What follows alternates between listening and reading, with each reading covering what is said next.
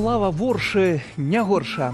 Бітва, якая змяніла гісторыю, якая разбурыла план Масковіі на знішчэнне дзяржаўнасці Вялікага княства Літоўскага. 8 верасня 1514 года, 510 гадоў таму, адбылася бітва пад Воршай. Маскоўскае войска было разгромленае. І гэта стала нагодай адзначаць Дзень беларускай вайсковай славы. Кожнага, хто змагаўся і змагаецца за незалежнасць Беларусі ў вайсковай форме, віншую. А таксама віншую кожнага беларуса і беларуску, якія прагнуць свабоды і імкнуцца да яе ў малых і вялікіх кроках. Бітва пад Воршай была пераможная, аднак цалкавітай перамогі над Масквой не адбылося. Як тады рускі мір нёс на штандарах лозунгі пра збіральніцтва расійскіх земляў, гэтак і сёння імперыя пагражае паглынаннем сваім суседзям.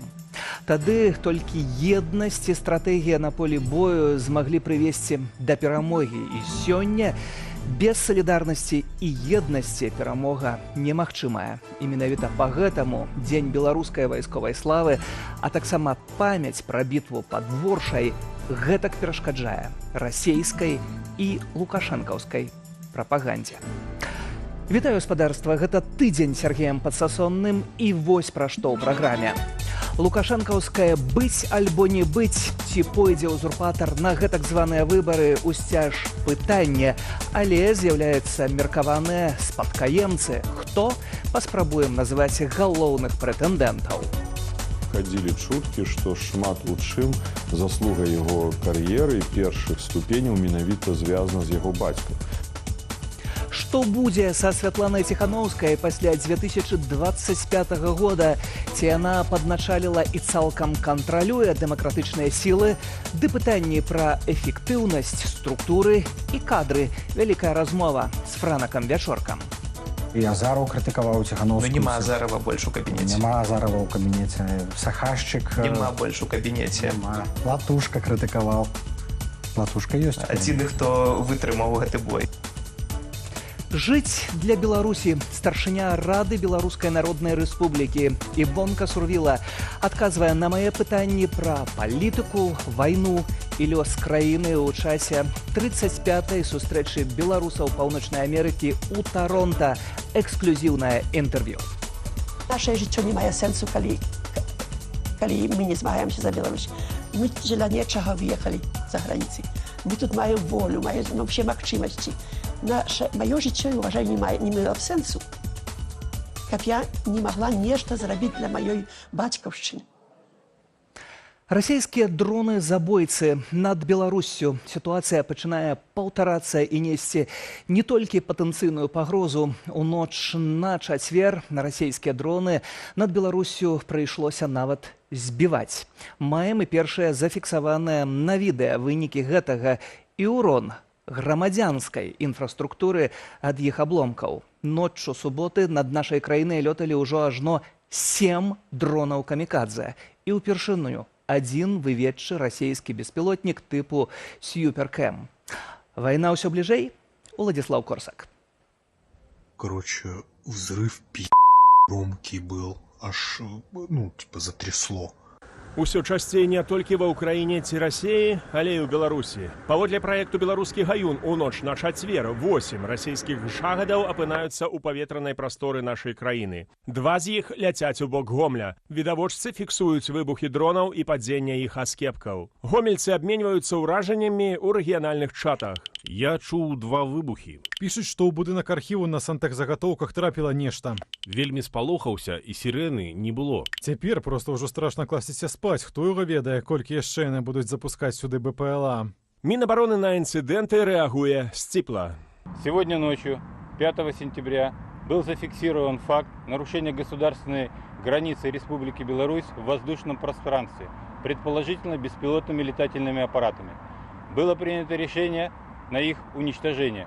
Ні лічбы, ні прыналежнасці знішчаных над Беларусю лятальных апаратаў ведомства не ўдакладняе. Прапагандысты ж пагражаюць грамадзянам за публікацыю якой-кольвек інфармацыі пра інцыдэнт. Прычым самыя не маюць агульнай пазіцыі. Адныя вінавацяць Украіну, другія паўтараюць нейтральную заяву Мінабароны. У сваю чаргу беларускі гаюн паведамляе, што як мінімум 2 з 8 расійскіх дронаў, якія заляцелі ў Беларусь, былі знішчаныя. Адзін меркавана сродкамі супрацьпаветранай абароны расійскай вайсковай часткі, што дыслакуецца на аэрадроме Зябраўка ў Гомельскім раёне. У выніку падзення аскепкаў збітага дрона загарэўся склад у Гомлі.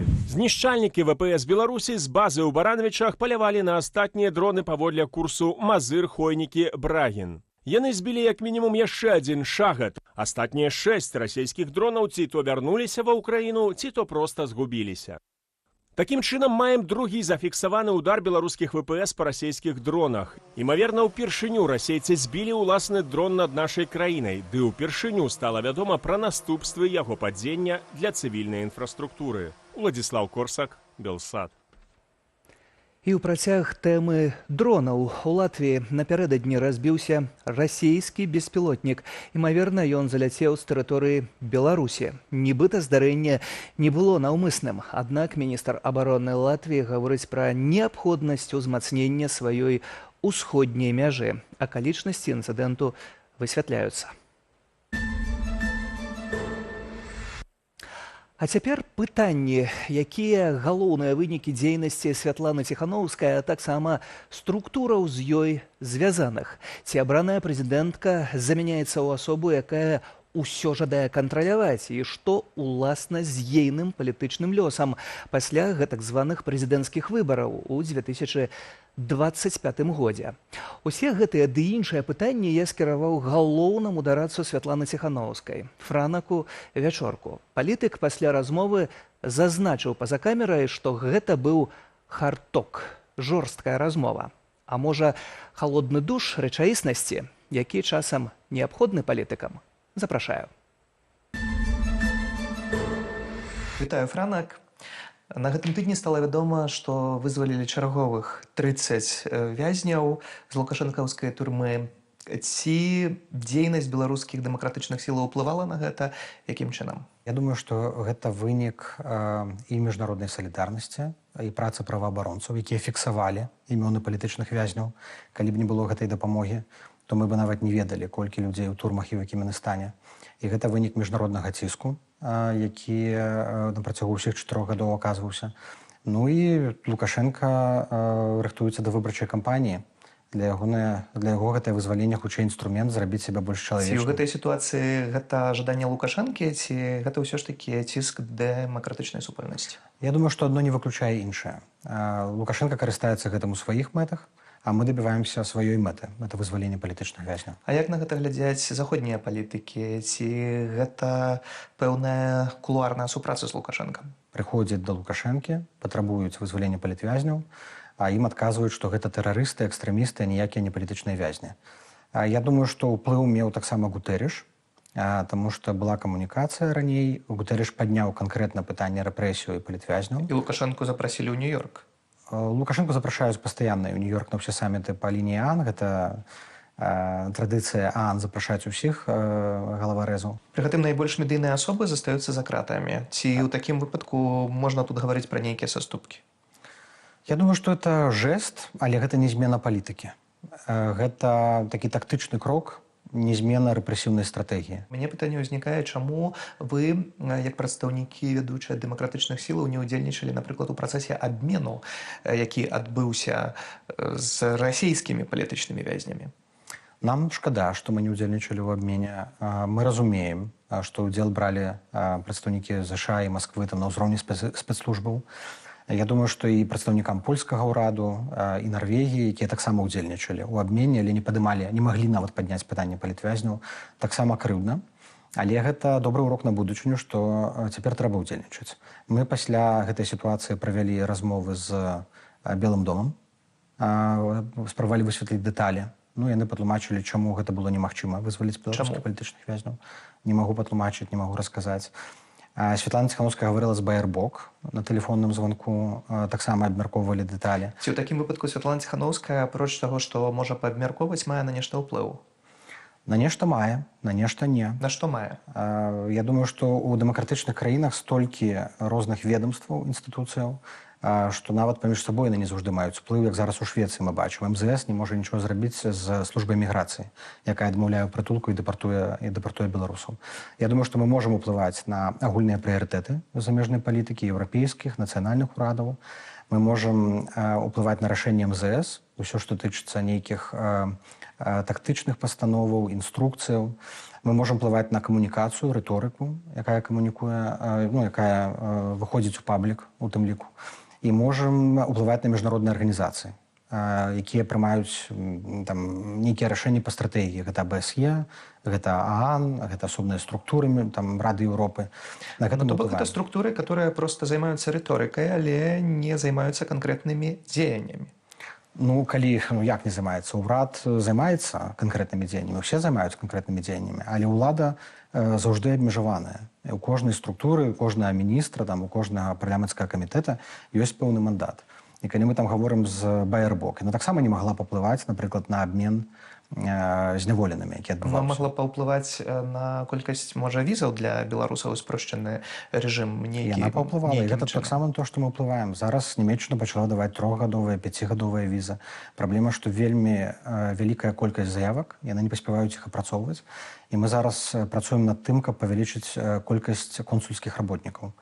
Многія візавыя консульскія службы перайшлі да паслугаў аутсорсінгу, замаўляюць візавым цэнтрам на прыём дакументаў, але нават гэта не вырашае пытання з... Не вырашае, бо беларусы не могуць атрымаць візаў і не могуць нармальна перасекаць мяжу, а гэта хіба самае істотнае. Я папраўлю.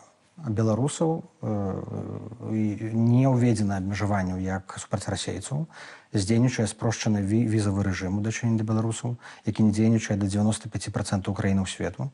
У дачыненні да беларусаў выдаюцца візы хутка, з мінімальнай верыфікацыяй.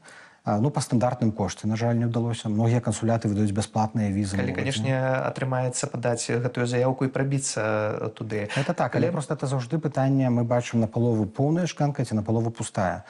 Сітуацыя горшая, чым была 2020 году, і горшая, чым была да вайны, несумненна. Вайна ўнесла свае карэктывы.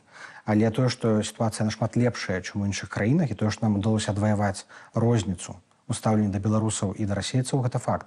10 краінаў Еўрапейскага Саюза ўвогуле забаранілі ўезд па турыстычных візах расейцам. Беларусы ўязджаюць, атрымліваюць ВНЖ, займаюць другое месца ў еўрапейскім звязе па колькасці атрыманых ВНЖ пасля ўкраінцаў. Вярнуўся б да пачатку нашай размовы. Ціск ці перамовы з Лукашэнкам? Ціск, які павінен прывесці да перамоваў. Ці не атрымліваецца ўвогуле, што нашыя размовы пра тое, што варта саступіць Лукашэнку, гэта не той наратыў, які стварае ўлада, ўласна, за якім мы ідзем як дэмакратычная супольнасць? Што значыць саступіць Лукашэнку? Гэта назваць, што ён прэзідэнт усенародна абраны, кажа Ягораў, чаму б і не прызнаць? Пахваліць яго ў Фейсбуку, прызнаць ягоны ўдзел у вайне і тое, што добра, што шахеды ўзрываюцца над Гомелем, прызнаць усе ягоныя падпісаныя дарожныя карты з Пуцінам. Гэта прапанова прызнаць. Таксама пытанне, што значыць легітымізаваць тое, што робіць Лукашенко. Таму я не разумею гэтыя заявы Ягорова.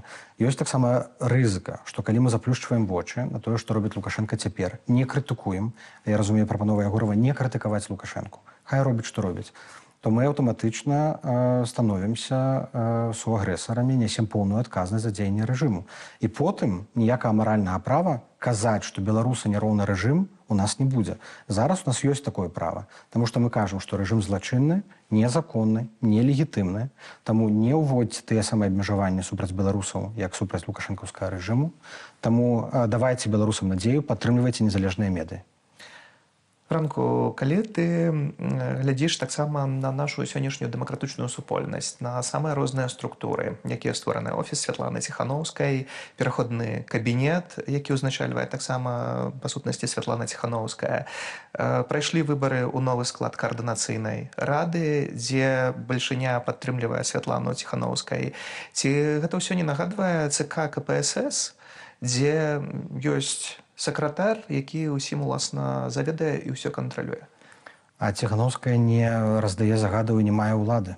Ціханаўская – гэта фігура, якая аб'ядноўвае дэмакратычны рух, грамадзянскую супольнасць. Як зваў, так зваў, але калі хтосьці будзе капаць пад Ціханаўскую, скажам так, то хіба не надта будзе міла бачаны на гэтых пасадах? Не не згодны. У нас вельмі шмат людзей. Калі браць кабінет, у кабінеце былі сабраныя людзі з вельмі рознымі поглядамі. Хто апазіцыя да Святланы Ціханаўскай у Ну, кабінеце? ось і Азараў крытыкаваў Ціханаўскую. Ну, нема Азарова больш у кабінеце. Няма Азарова ў кабінеце. Сахашчык... Нема больш у кабінеце. Няма. Латушка крытыкаваў. Латушка ёсць. Адзіны, хто вытрымаў гэты бой. Не, я думаю, што няма ніякай праблемы з крытыкай і з рознымі пазіцыямі. У каардынацыйнай радзе ўвогуле 80 чалавек вельмі розных поглядаў. Выбары, да выбараў каардынацыйнай рады Святлана Ціханаўская ўвогуле не мела дачынення. І нават яе крытыкавалі, што яна не ўмешваецца ў выбары.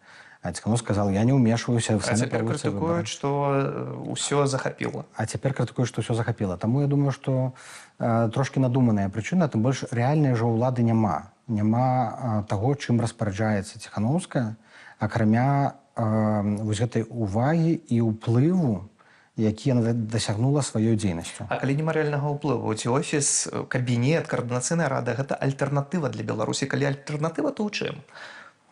Ну, наперш каардынацыйная рада гэта такая мадэль парламенту. І гэта добрая школа адукацыі для будучай Беларусі, школа парламентарызму, дзе розныя палітычныя структуры, будучыя партыі могуць себе паспрабаваць. Толькі гэта новая Беларусь, дзе яны будуць потым дзейнічаць, можа не надысці, калі так сядзець і спрабаваць. Нехта сядзіць і ў Фейсбуку там ці ў чаце каардынацыйнай рады сварыцца, а нехта робіць, вельмі шмат робіцца ініцыятыву. У каардынацыйнай радзе большыня прадстаўнікоў гэта прадстаўнікі грамадзянскай супольнасці. Прадстаўляюць розныя арганізацыі, дыяспаральныя ініцыятывы, НДА, хто займаецца культурай, хтосьці экалогіяй. То бок самой каардынацыйнай радзе назбіраюцца, каб абмеркаваць, узгадніць нейкія пазіцыі. І так гэта не выглядае як дзейнасць, але яны маюць свае арганізацыі, у якіх, я спадзяюся, дзейнасць адбываецца. Чаму беларус у Беларусі павінен пайсці за вашымі структурамі? А не трэба ісці за нейкімі структурамі. Трэба рабіць кожнаму сваю справу. У кожнага работы шмат, дзейнасці знойдзе на кожна. Калі ты беларус у Беларусі, ты можаш распаўсюджваць інфармацыю там, ці весці там тик-ток-блог, расказваць навіны, ты можаш гэта рабіць. Калі можаш дапамагаць сем'ям, многія ініцыятывы, якія там Варшаве, Вільні, яны працуюць з беларусамі так ўнутры беларусы краіны. і робяць. Ініцыятыва знізу, безумоўна, працуе, каб не яна, то магло б быць Але на гэтым усё збудавана. і дапамогі. А офіс Святланы Ціханаўскай гэта хто ці што гэта голасам сёння? гэтых ініцыятываў, быць голасам, адстойваць іх правы, здабываць для іх рэсурсы, калі трэба, падтрымку, расказваць пра іх дзейнасць. У нас супрацьлеглая да лукашэнкаўскай сістэма. У лукашэнкаўскай сістэмы ёсць адміністрацыя прэзідэнта, з якой спускаюцца дырэктывы і дэкрэты, якая ўсім загадвае, што рабіць па вертыкалі, а тут наадварот, людзі прыходзяць, як учора.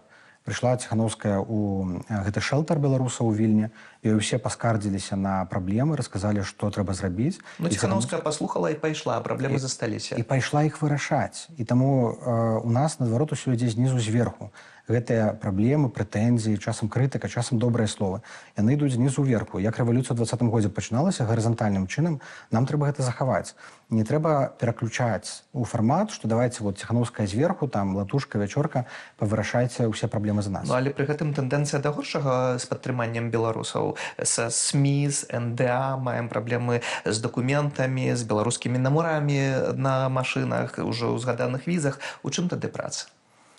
Праблема з пашпартамі і з дакументамі выкліканая дэкрэтам, да якога ніхто не рыхтаваўся, калі Лукашенко пачаў помсціць беларусам за мяжой. Ну, але дэкрэт з'явіўся ўжо некаторы час таму. З'явіўся, і вось гэты час, вот нон-стоп, круглыя суткі мы займаемся гэтым дэкрэтам. Другое, гэта выкарыстанне Інтэрполу, міжнароднага вышуку, вышуку СНД, расійскага вышуку ў мэтах пераследу апанентаў, калі людзей затрымліваюць на мяжы. Ці не атрымліваецца ў такім выпадку, што дэмсілы ідуць за дзеяннямі Лукашэнкі? На жаль, так. А не наперадзе гэтых дзеянняў? На жаль, так. І, на жаль, зараз вось гэтая праца па вырашэнні пытанняў з дакументамі пасля дэкрэту, яно займае каласальную частку працы, і гэта не дае магчымасці рабіць іншыя важныя рэчы, менавіта праактыўныя, альбо вот вызваленне людзей.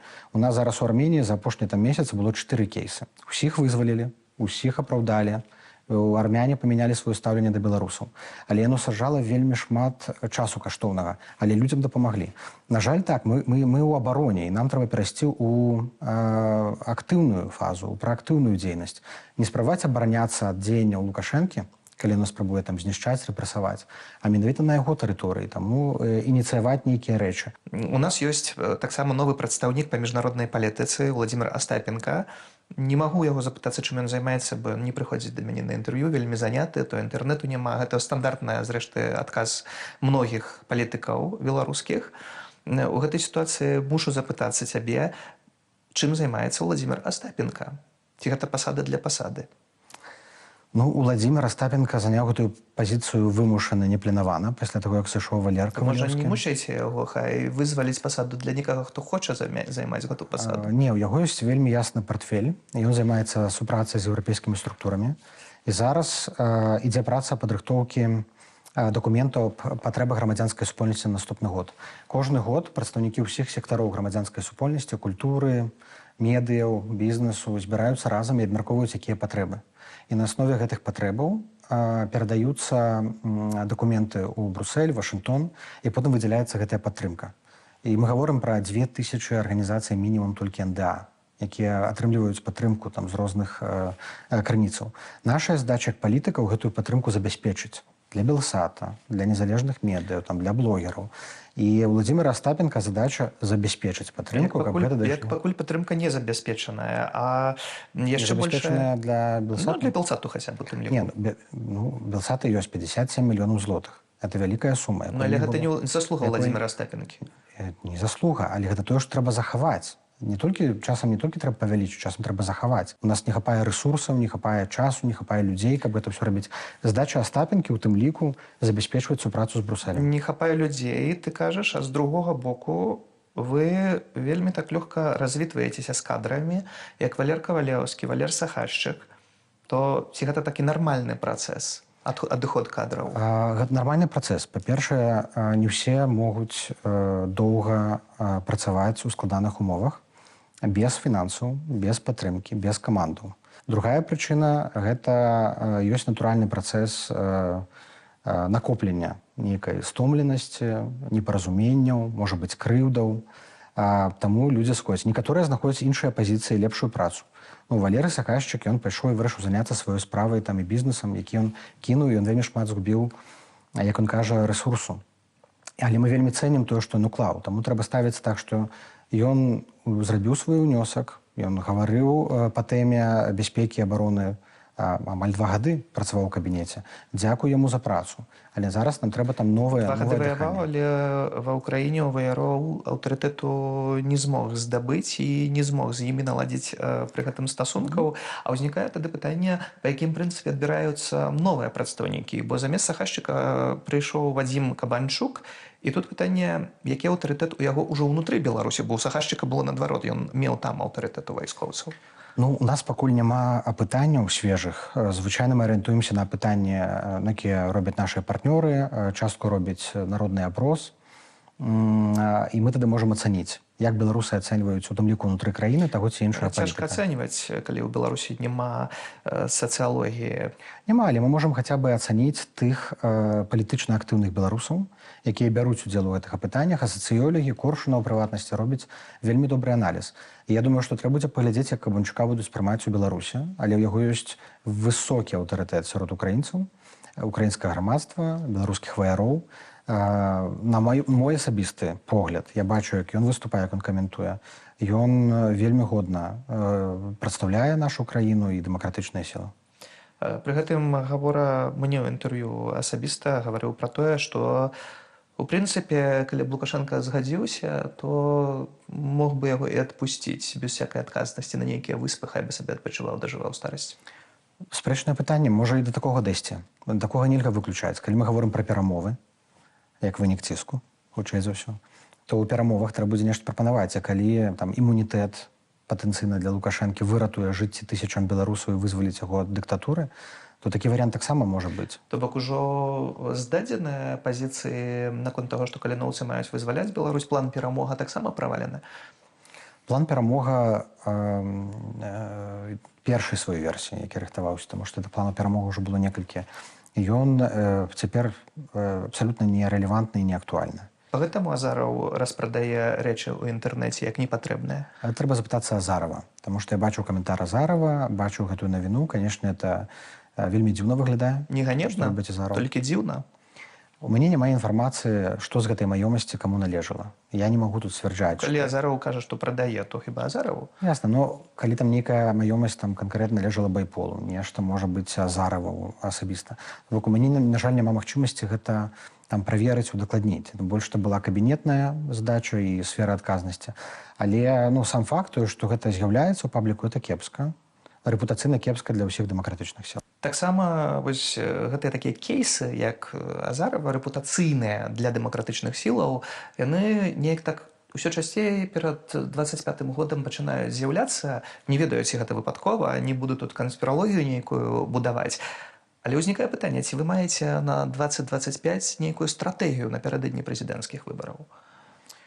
Калі выбары будуць у лютым, паводле інфармацыі кіберпартызан Белполу, то у нас застаецца, в прынцыпе, перыяд у 5 месяцаў. Выбары будуць абвешчаныя, хутчэй за ўсё, у лістападзе. І у нас да лістапада павінна быць узгоджаная дакладна пазіцыя тактычная, што мы робім у дзень галасавання. Мы ўжо, в прынцыпе, прыйшлі да кансэнсусу паміж асноўнымі дэмакратычнымі структурамі. Зараз вядуцца кансультацыі на гэтых выходных з каардынацыйнай радай. Ці ўлічваеце, што Лукашенко можа не пайсці на выбары? Такі варыянт быў, але па нашай інфармацыі знутры краіны ён ужо не разглядаецца. Ці не запозна крышку гэтыя размовы? Ці гэтая стратэгія ўсё ж такі павінна была быць апрацаваная раней, каб не атрымалася так, як з выбарамі ў каардынацыйную раду, якія адбыліся в адсутнасці правальна пасля лукашэнкаўскіх выбараў? А калі мы кажам канкрэтна пра гэтыя безвыбары, вот лукашэнкаўскае галасаванне, якое ёсць, анансаваць лепш пазней, каб не даць рэжыму падрыхтавацца. Падрыхтаваць, мець на пагатове пляны, варыянты, сцэнарыі загадзя, але анонсы павінны быць пазней. Але гэта не будзе такі самы план, як ваш прадстаўнік Анатоль Лябедзька рабіў з Яськам гаспадаром, што ўжо мемам проста стала ў інтэрнэце, чарговы абсурд. Я вам скажу, што Яська гаспадар прыцягнуў увагу да Беларусі ў міжнароднай супольнасці. Ён, можа, і не меў уплыву там на беларускае грамадства. Ну, хіба гэта самае галоўнае, каб меў на беларускае грамадства? Але розныя інструменты выконваюць розныя задачы. І пра Беларусь, і пра гэты праект, ініцыятыву крэатыўную ва ўмовах, калі ты не можаш правесці нармальную кампанію, такія крокі просто паказваюць, наколькі вынаходлівыя беларусы. А што з мандатам Святланы Ціханаўскай пасля лукашэнкаўскіх выбараў? Рэжым закідвае такую ідэю, што гэтыя выбары праводзяцца, гэта, дарэчы, здаецца, Туры пісаў, што з гэтымі выбарамі заканчваецца мандат Ціханаўскай. І гэта іхняя такая цэнтральная галоўная ідэя, што ўсё, прайшло 5 гадоў. Ну, не толькі іхная.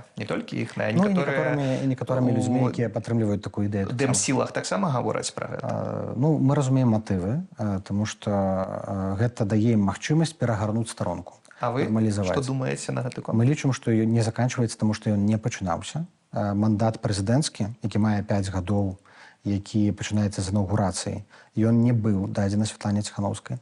Святлана Ціханаўская атрымала падтрымку, у пасаду не ўступіла. А калі ніколі не ўступіць і не будзе гэты мандат дадзены, то будзе назаўжды гэты статус? Гэта ж можа памяняцца. Гэты пратаколы, гэтыя рашэнні могуць памяняцца. Памяняецца сітуацыя. Выйдуць новыя лідары палітычныя на свабоду, будзе новая канфігурацыя. Але чым апроч гэтай канфігурацыі і фармальных рэчаў будзе сама структура, сам офіс Святланы Ціханаўскай, ці не стане ён проста сімвалом тады? Ну, калі не будзе Святланы Ціханаўскай, то і офіс Святланы Ціханаўскай не будзе. Тут, само сабой, тут... Гэта ўсё павінна мяняцца, мы павінны быць эластычныя, павінны шукаць зараз. Вот той фармат, у якім мы працуем, інфраструктура дэмакратычных сіл, яна адпавядае таму моманту, у якім мы зараз працуем. А ці скіраваныя на нейкія перамены рэальныя, а не толькі вось будзем адпавядаць таму моманту? У межах таго, што мы можам рабіць, мы робім. Мы можам ўплываць інфармацыйна на беларускую грамадскую думку, можам здабываць інфармацыю пра рэжым, аслабляць рэжым, дапамагаць ідэнтыфікаваць тых, хто там абыходзіць санкцыі. Напрыклад, многія санкцыйныя пакеты былі ўведзены дзякуючы людзям, якія нам дапамагаюць унутры рэжыму. Можам спрыяць мабільнасці беларусаў, дапамагаць палітычным вязням. А тут вот пачынае працу гуманітарны фонд на базе нарвежскай арганізацыі. Мы стараемся ў той невялікай прасторы рабіць максімальна, але самае важнае гэта суб'ектнасць, забяспечваць суб'ектнасць Беларусі. Кажа Франак Ячорка, галоўны дарадца Святланы Ціханаўскай. Дзякуй за гэтую размову. Дзякуй. А ў рэжымным тэатрыку абсурду чаго нам толькі не паказвалі, чым не спрабавалі здзівіць. І калі тыя, хто трымае ўладу, прыдумляюць нешта новае, часта ўжо ніхто не рэагуе. Можа таму, што іх новае – гэта пераважна забытае старое. Вось і на гэтым тыдні прапаганда паказала свой шэдэўр пра японскага шпіёна, а назва рэпартажу, якая паэтычная – «Правал самурая з Токіа». КДБшнік Константин Бычак, начальнік следчага ўправлення, кажа, што Наканісі Мацатосі займаўся зборам інфармацыі вайсковага характару ды нібыта вербаваў беларусаў, якія ведаюць дзяржаўныя сакрэты. Ну так, больш жа гэтым займацца няма каму. Вось і заслалі гэтак шпіёна ажно з Японіі. Ён жа зусім не выклікае падазрэнняў і проста зліваецца з беларускім грамадствам. І калі я ўжо ўзгадаў пра тое, што некалі было, то ў часы чырвонага тэрору паводле справаў за шпіёнска-дыверсійную дзейнасць асудзілі 335 тысяч чалавек, а з іх больш за 247 тысяч расстралялі. Бралі ўсіх, хто меў хоць нейкую сувязь з замежжам, а нават калі і не меў, але, скажам, меў замежнае прозвішча ці яшчэ што, і якіх тады шпіёнаў не хапалі, таксама і японскіх. Вядома, рэжым Лукашэнкі недапрацоўвае, паказнікі не тыя, ну і, безумоўна, арыгінальнасці малавата. КДБшнікі мусяць пайсці ў нейкую добрую тэатральную школу, падвучыцца пісаць сцэнары. Камедыйныя пра фрау Ады, Ніка і Майка, пра крэпкія арэшкі ўзурпатара не лічацца. Глядзіш, і да Оскара дойдзе, ну а пакуль як ёсць.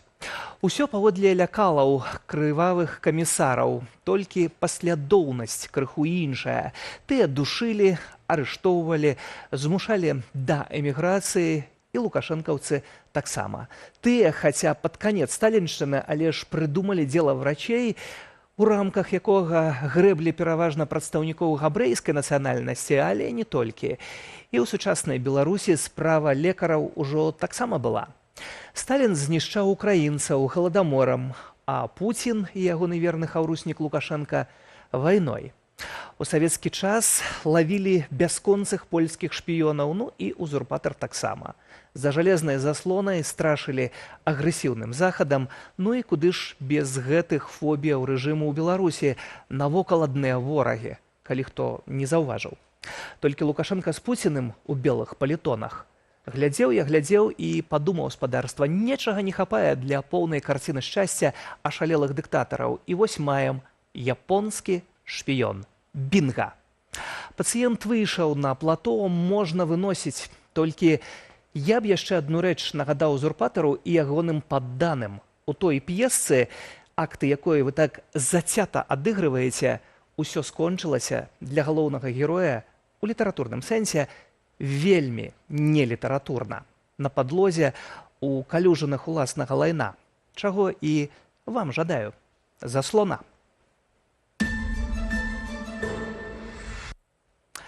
І яшчэ крыху пра выбары, а дакладней іх брак. Ці тое, што Цэнтр выбаркам пад кіраўніцтвам Ігара Карпенкі мае правесці ў 2025 годзе. Імаверна, у лютым, як лічаць у ініцыятыве Белпол. Аднак пакуль пытанне, ці будзе балтавацца сам Лукашенка. Узурпатар какетнічае, хоча, каб паўгаворвалі. І чуем, што ён нібыта гатовы саступіць крэсла маладым, але ж, пэўна, са свайго атачэння. Мы з калегамі пагадалі крыху, хто можа стаць такой постаццю, якой Лукашенка асмеліцца перадаць уладу. Марля Дакуцька. З выгляду ціхі, са сціплай усмешкай і заўжды за спінаю гаспадара. Гэты беларускі чыноўнік упарта і мэтанакіравана ўскараскаўся па вертыкалі ажно да пасады ледзьве не другой асобы ў краіне. Гаворка пра Дзмітрыя Крутога, якога часам называюць імаверным пераемнікам Лукашэнкі на прэзідэнцкім фатэлі. Калі раптам дыктатар надумае не ісці на чарговы 7-й тэрмін, тым больш Лукашенка і сам рабіў намёкі. Молодые люди растут, готовим. Хто ж такі Дзмітрый Крутой і ці сапраўды ён можа спадзявацца на найвышэйшую пасаду? Цяперашні кіраўнік адміністрацыі Лукашэнкі прайшоў цярністы кар'ерны шлях. Атрымаўшы дыплом, год праседзеў у аспірантуры, каб у 2004-м пайсці ў Міністэрства лясной гаспадаркі вядучым, а пасля і галоўным эканамістам у адным з управленняў. І такі пераход падаецца зусім не выпадковым. Ягоны бацька Мікалай Крутой акурат у той час узначальваў буйны лесаперапрацоўчы канцэрн «Белляспаперапрам». Ва ўрадавых колах тады хадзілі чуткі, што шмат у чым заслуга яго кар'еры першых ступеняў менавіта звязана з яго бацькам. Бацька быў старшынёй канцэрна «Беллесбумпром», а Лукашенко заўсёды ставіцца да старшыняў дзяржаўных канцэрнаў як да міністраў. Так было нефармальна прынята. І сапраўды гэты ўплыў, магчыма, быў, бо гэтая стартавая пазіцыя яго была праз Міністэрства лясной гаспадаркі. І пазней ён уже, будучы эканамістам, перайшоў у Міністэрства эканомікі, дзе зноў жа такі, наколькі я памятаю, курыраваў лясную гаспадарку. У чарговае міністэрства Крутой прыйшоў намеснікам кіраўніка ўпраўлення аграпрамысловага і ляснога комплексаў, а праз 8 гадоў узначаліў ведамства. Ён быў самым маладым міністрам ва ўрадзе Сергея Румаса. Мінэканомікі мусіў справіцца з цэлым шэрагам унутраных і вонкавых праблемаў. Ад гвалтоўна прасунутага напярэдадні дэкрэту аб дармаедах да пахаладання ў стасунках з Масквою. Галоўны эканаміст краіны тады выступаў за зменшэнне залежнасці беларускага рубля ад няўстойлівага расейскага. Это время, когда Россия начала свой налоговый маневр, и это сильно поменяло ценообразование на нефть, ключевой российский продукт, который Беларусь импортировала.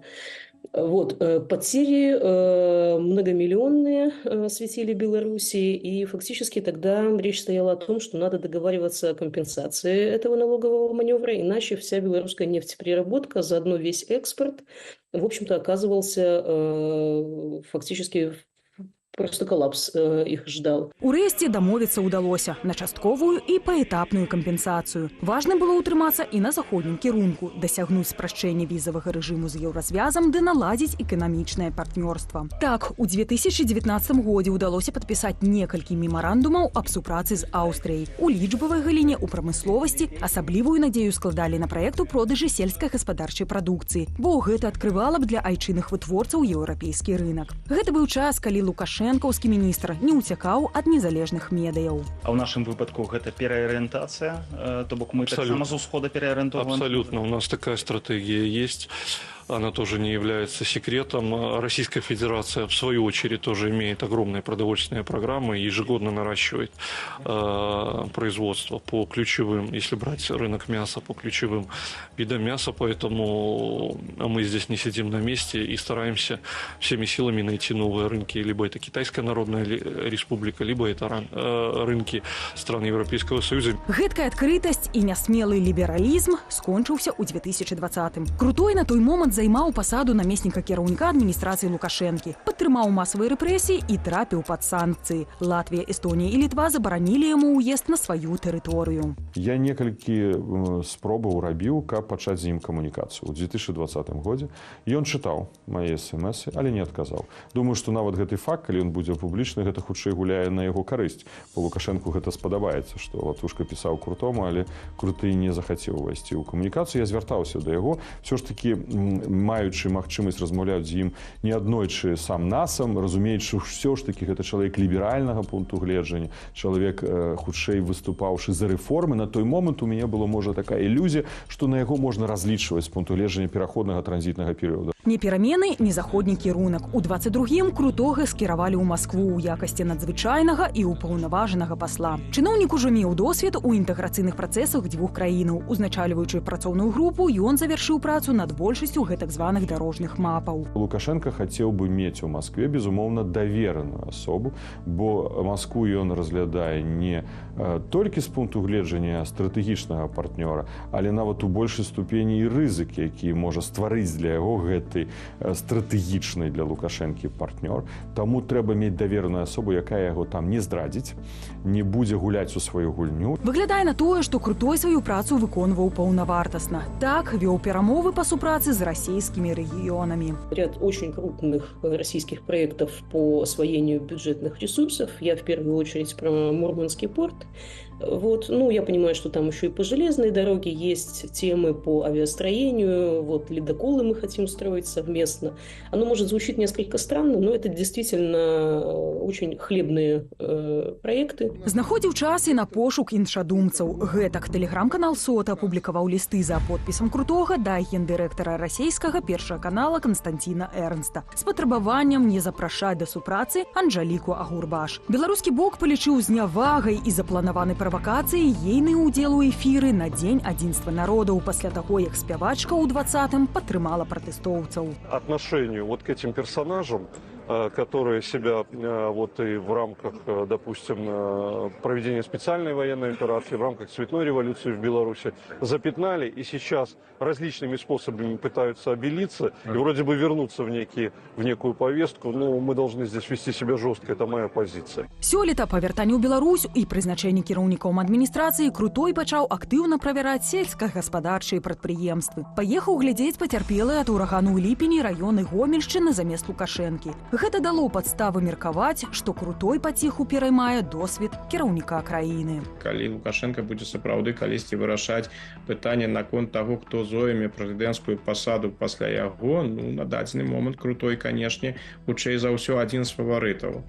Дарагі ён яму, напэўна, яшчэ і тым, што вось гэта прадстаўнік новай генерацыі, вось той самай лукашэнкаўскай наменклатуры, якая сфарміравалася ў ягоныя часы.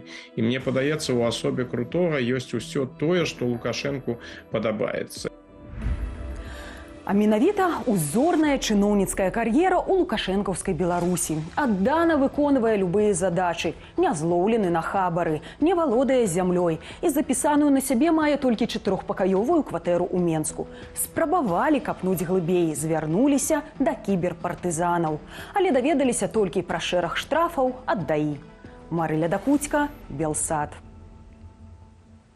І яшчэ адна тэма гэтага тыдня. Усё прайшло паспяхова. Скончыўся аўдыт марафону салідарнасці з палітычнымі вязнямі «Нам не ўсё адно». Уся сабраная сума, гэта больш за 500 000 еўраў, пайшла на дапамогу беларускім палітычным зняволеным ды іхным сем'ям. Збіраў і размяркоўваў грошы, а пасля за гэта справаздачыўся фонд 21 траўня.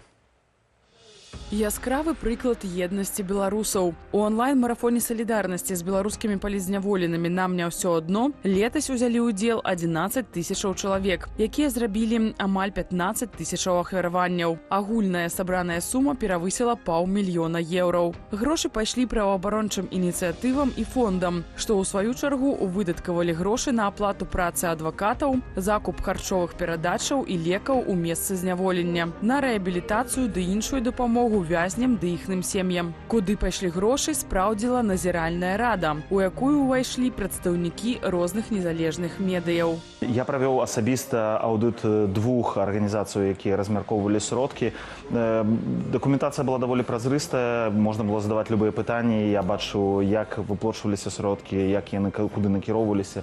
Былі доказы таго, што гэтыя грошы былі атрыманыя мэтавымі групамі. На размеркаванне і аўдыт сродкаў спатрэбіўся амаль год. Гэтак сталася праз складанасці працэдураў. Усё і ўсіх неабходна было верыфікаваць. А яшчэ захаваць ананімнасць, бо рэжым Лукашэнкі расцэньвае дапамогу палітычным вязням як злачынства. Арганізатары лічаць першы марафон паспяховым і таму гатовыя правесці наступны. Ён мае адбыцца ў канцы кастрычніка. Ужо неўзабаве ініцыятарка марафону салідарнасці Вольга Гарбунова назаве канкрэтную дату. Аліна Скрабунова, Белсад. Ну і ўласна гаспадарства. Ініцыятарка марафону і прадстаўніца аб'яднанага пераходнага кабінету ў сацыяльнай палітыцы Вольга Гарбунова на відэасувязі. Вітаю, Вольга. Здравствуйте. Можна казаць, што задаволеныя вынікамі, калі кажа мой сувядоўца праграмы «Тыдзень Ігар Кулей», што ўсё празрыста і ўсё дакладна, то не маю сумневаў. А як вы, задаволеныя? Да, наконец-то можно сказать, что онлайн-марафон солидарности «Нам не все одно» завершился. Многие уже, наверное, не помнят, это было прошлым летом. И есть ощущение, что марафон был тогда, но на самом деле он длился целый год. И это действительно была очень серьезная, кропотливая, масштабная работа. Хочется выразить благодарность всем СМИ и медиа, которые делали трансляцию, которые готовили тематические публикации в эти дни. И, безусловно, те 11 помогающих инициатив и организаций, правозащитных организаций, которые потом распределяли все это время, собранные нами всеми вместе средства. А наблюдательный совет — это был такой, мне кажется, первый публичный ивент, где был активным наблюдательный совет, куда вошли различные журналисты. И мне кажется, это была очень сильная сторона этого проекта, этой идеи. И сегодня, да, наверное, я хочу сказать, что мы считаем, что, несмотря на все сложности, с которыми сталкивался проект, внимание со стороны белорусских пропагандистов, белорусских силовиков, внимание, таких чутких людей, которые проверяли цифры, подсчитывали, все ли верно. На самом деле, сегодня можно сказать, что он завершился успешно, но будем честны, репрессии в стране продолжаются, эту помощь нужно усиливать. Уже более 2050 человек вышло из мест несвободы, тысячи находятся в тюрьмах, и нам просто нужно продолжать эту работу. Калі паглядзець на гэтыя лічбы, бо сапраўды самае галоўнае гэта палітычныя вязні і іхныя блізкія, то як выглядала размеркаванне сродкаў у лічбах, колькі асобаў атрымалі дапамогу, якая гэта была дапамога, як яна выглядала, калі можна гэта казаць? Безусловно, детали этой помощи ни мне, ни вам вряд ли сейчас станут известны, потому что мы видим, как все тяжело и чувствительно в работе с Беларусью на сегодняшний день. Но самое главное, что хочется сказать, что сотни людей получили помощь. Более 900 политзаключенных получили поддержку в виде оплаты адвокатов, продуктовые посылки и передачи, медицинские лекарства, помощь в лечении, в реабилитации и, безусловно, поддержка их семей, особенно тех семей, где есть дети. Поэтому хотелось бы посчитать детально, знаете, там сколько килограмм передач было отправлено в тюрьмы, сколько визитов адвокатов было оплачено, но это огромное количество критериев и сотни людей, которые получили помощь. І мы гатовы далучацца, безумоўна, да другога марафону, які ўжо анансуецца. Нешта дрэнна працуюць лукашэнкаўскія міліцыянты. Я ўсё чакаю сваёй крымінальнай справы за папярэдні марафон, а няма ніякага выніку. Пагэтаму згадзіўся весці другі марафон таксама, так як і мінулы раз. Ігар Кулеў мяне запытаў, ці я не баюся яшчэ адной крымінальнай справы. Кажу, што ў такой справе не можа быць шмат гэтых справаў. Вольга, калі без жартаў, якая дата гэтага марафона другога магчымая? На самом деле, если не будет никакого форс-мажора и все будет идти по продуманному плану, то мы планируем провести второй онлайн-марафон солидарности «Нам не все равно» 26 октября этого года. 26 кастрычніка, які фармат, спадзяемся, гэтага мерапрыемства? І зноў гэта будуць усе медыі далучаныя, ці як мінулы раз, карыстаючыся ўжо добрым досведам? На самом деле, безусловно, мы заинтересованы в том, чтобы сделать лучше, чтобы продумать еще более тщательно эту работу. Акцентом, как и в прошлом году, мы планируем сделать 12-часовую онлайн-трансляцию. Белсат согласился выступить техническим партнером, как и в прошлом году, за что также огромная благодарность. Также СМИ и медиа будут, те, которые не работают в Ютубе, не работают с видеоформатами, будут готовить тематические публикации, будут работать в социальных сетях и максимально продвигать этот марафон. В этом году мы очень хотим подготовить такие интересные аукционы с известными белорусскими и белорусами. Эта идея нам пришла еще в том году. Если помните, в рамках первого марафона у нас были аукционы от Павла Латушки, от художницы белорусской Ольги Якубовской, от инициативы Анит Хелбай. Это действительно было интересно, эти аукционы были успешны, и это помогло еще большую собрать поддержку в рамках марафона. Нас очень радует, что появляются все новые форматы по сбору средств для поддержки политзаключенных. Например, межконтинентальная эстафета, которую инициировали Народное посольство, или Международный гуманитарный фонд, который инициировала Светлана Тихановская. Мы считаем, чем больше таких проектов, спецпроектов будет, тем более устойчивой и достаточной мы сможем обеспечить помощью семьи и вышедших политзаключенных.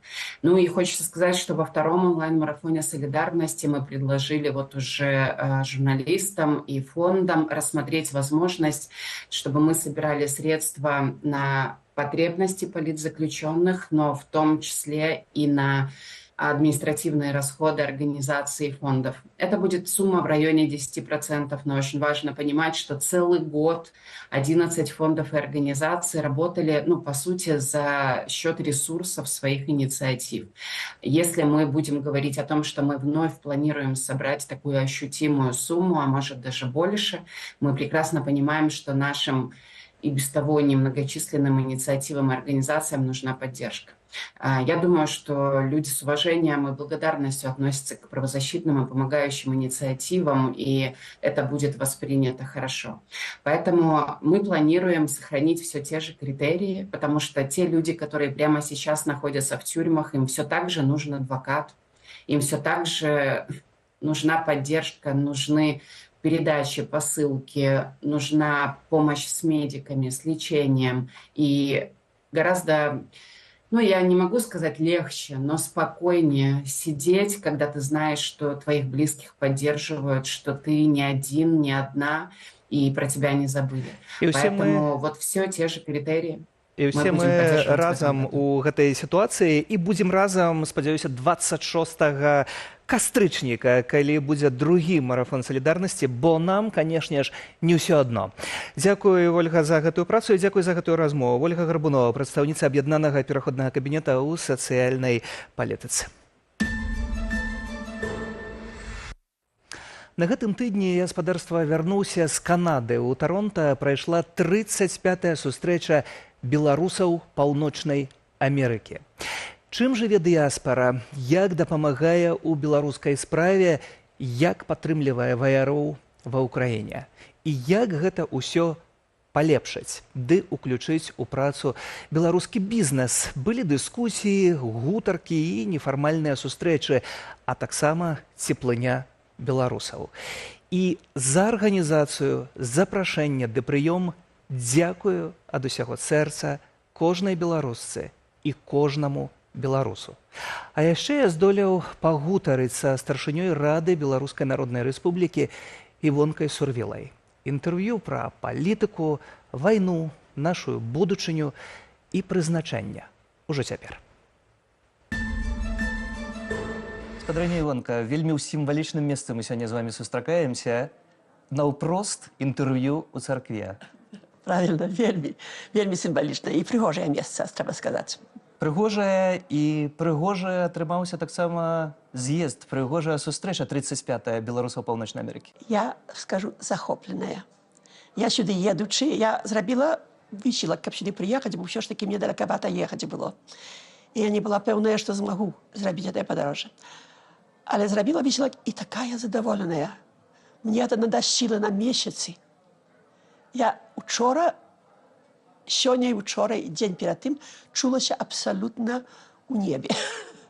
Так шчасліва, так цудоўна было. Па-перша, усе гэтыя, сам факт спатыкацца, пабачыць столькі людзей. Я не ўсіх ведала, я фактычна даволі мала ведала. Але прозвішчы ведала бальшыні, так? І такая прыемнасць, якія цудоўныя людзі. Якія цудоўныя беларусы. Это прыпамінае мне тых беларусаў, аб якіх мае бацькі мяне вучылі дзецям. І вось вы згадалі бацькоў, і аўтаматычна ўзнікае пытанне, што мы, беларусы, замежжа, але мы ніколі не можам, не павінны і не забываем пра Беларусь і беларусаў у Беларусі. Абсалютна. І гэта мае, фактычна, гэта маё ўсё жыццё было прысвечанае клопатам за Беларусь. Клопат дзеля несправядлівага лёсу, – які фактично нічим не спричинені білорусами. Нас атакавалі, мы ўвесь час мусім бараніцца і мусім старацца выжыць. І мы гэта ўся тая частка беларускага народа, якая жыве за граніцай, якая ёсць абсалютна інтэгральная частка беларускага народу, пра гэта ведае і пра гэта ўвесь час думае. Мы павінны бараніцца, кажаце вы. Вораг сёння гучала таксама на гэтай сустрэчы, што вораг у нас адзін у украінцаў і у беларусаў, і гэта ўсход, гэта Расія. У гэтай сітуацыі ці як вы глядзіце на тое, што адбываецца? Чаму Украіне ўсё ж такі не даюць перамагчы? Дапамагаюць нібыта, але не даюць перамагчы. Я думаю, што папросту гэта прымітыўнае разуменне заходніх палітыкаў Расіі. Яны сапраўды думаюць, што Расія можа кінуць ядерную бомбу. І дзеля гэтага вельмі асцярожненька паводзіць сябе. Але яны не разумеюць, што весь блёф гэтага чалавека, Пуціна, не значыць, што ён гаворыць праўду. Страшыць таксама і Лукашенка ядравай зброі, якая нібыта ёсць у Беларусі. Лукашенка, ён паўтарае, ён фактычна ад яго я больш не спадзявалася, як ад Пуціна. Але ён паўтарае, ён яшчэ да гэтага часу ўдзякны за тое, што яго выратаваў Пуцін у 20-м годзе. І ён паўтарае тое, што яму казаць. Я думаю, што яму кажуць.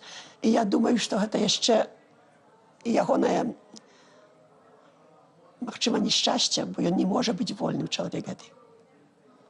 Але таксама спрабуе неяк лавіраваць, вы думаеце, Лукашенка з Пуціным і заходнімі краінамі, так як рабіў заўсёды, ці гэта нейкая новая гульня? Мне здаецца, што зусім магчыма, што нешта альбо ён даведаўся ад украінцаў, не ад расейцаў, але ад украінцаў, і што, можа, ён думае, што неяк ён выкруціцца сітуацыі. Выкруціцца, але што калі не выкруціцца, і што калі заходнія краіны ў якасці суцяшальнага прызу аддадуць Беларусь? Гэта мой найбольшы страх.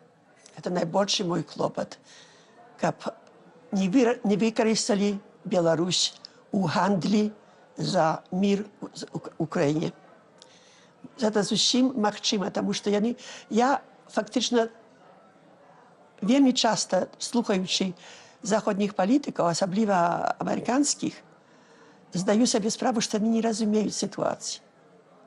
Яны фактычна пра Беларусь, яны не гледзячы на ўсё нашае змаганне, на ўсе тыя гады, калі мы стараліся паказаць існаванне Беларусі, гісторыю, значэнне Беларусі для міру в Еўропы, так? Неяк яны не ўспрымаюць гэтага. Ці ў сённяшняй палітычнай сітуацыі беларуская дыяспара, бо тут галоўную ролю могуць выконваць беларускія палітыкі замежжа, могуць мець нейкі ўплыў на заходніх палітыкаў у такім выпадку? Ёсць два аспекты. Адзін аспект гэта Святлана Ціхановская. Факт, што яна мае доступ да розных палітычных колаў, парламентаў, шэфа ўраду і так далей, яна можа даць, яе словы вельмі важныя, бо яны мусяць яе пачуць, правда? Але другая, што заходнія палітыкі, яны фактычна будуць слухаць сваіх грамадзянаў лепш, як чужынцаў. А наша старая міграцыя ёсць грамадзянамі Канады, грамадзянамі Амерыкі. І гэта ёсць наша сіла акцыі. І мы, як грамадзяне гэтых краінаў, мы маем права гаварыць, што хочам, каму хочам і калі хочам, і яны мусілі б нас пачуць. Як вы бачыце, у гэтым кантэксце тое, што адбываецца на палітычным беларускім поле, крытыка Святланы Ціхановскай, гаворкі пра тое, што яна павінна ў 25-м годзе скласці свае паўнамоцтвы, што яна хоча замяніцца Лукашэнку, нібыта, заняўшы навечна гэтую пасаду і гэтак далей. З чым можа быць звязана? Гэта альбо з прапагандаю, зусім магчыма, што з прапагандаю, бо такая вельмі лёгкая прапаганда, альбо з беларускім характарам, недаверам. Яны яшчэ не давяраюць ёй, што яна робіць добрую працу. Я, напрыклад, давяраю, што яна робіць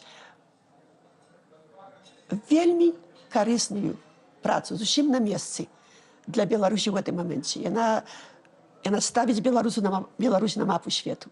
Яна расказвае пра наша існаванне і пра нашу любоў да незалежнасці і расказвае пра нашу нелюбоў да вайны, што мы не ёсць агрэсары.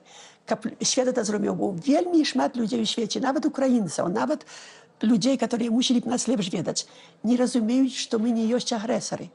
Бо на Захадзе такое ўражанне ёсць, што той, што кіруе краінай, гэта краіна. Не гледзячы нават, што ён нелегітымны, што ён узурпатар, што ўсё, што можна сказаць пра нашага дыктатара, так? Это ж ясна, што не мае ніякага права браць такія дэцызіі. Правда?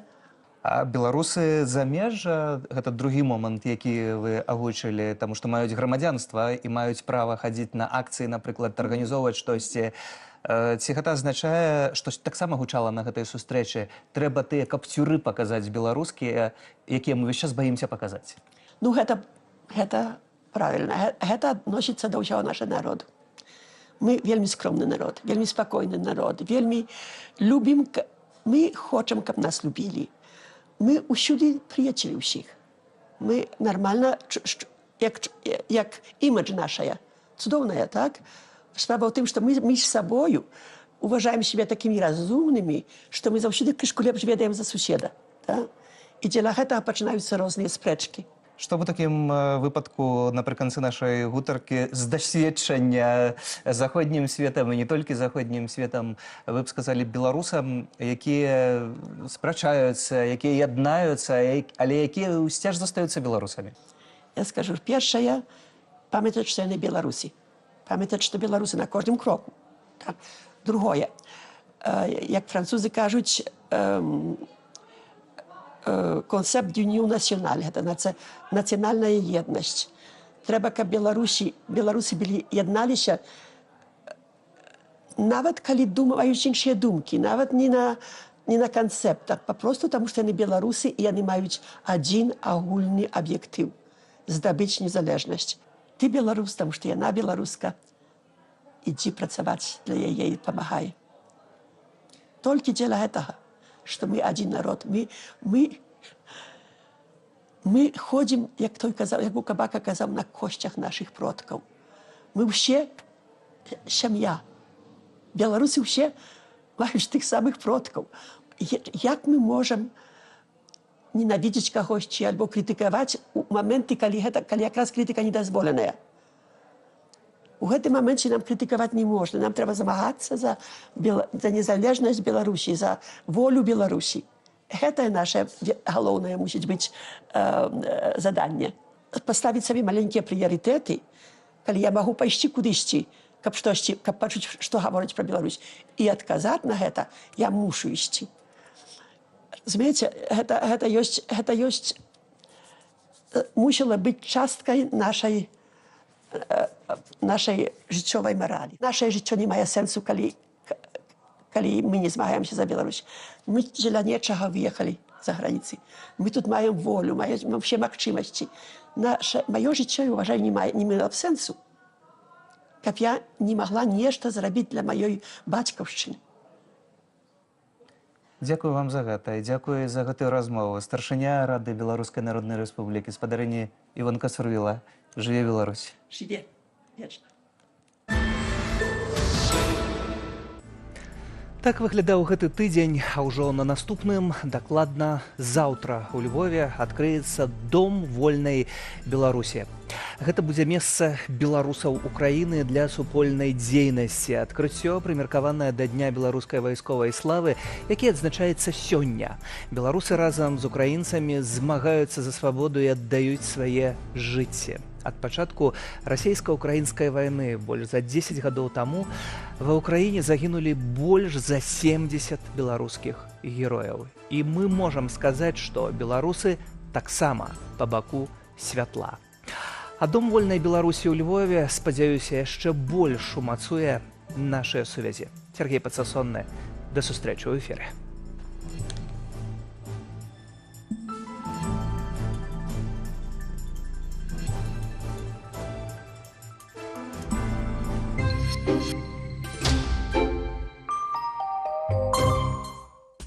У буйнога фінансавага работніка Энді не выкрутка. Трэба разабрацца. Аўдытары кажуць, што двое звольненых з твайго аддзелу дасюль атрымліваюць заробак.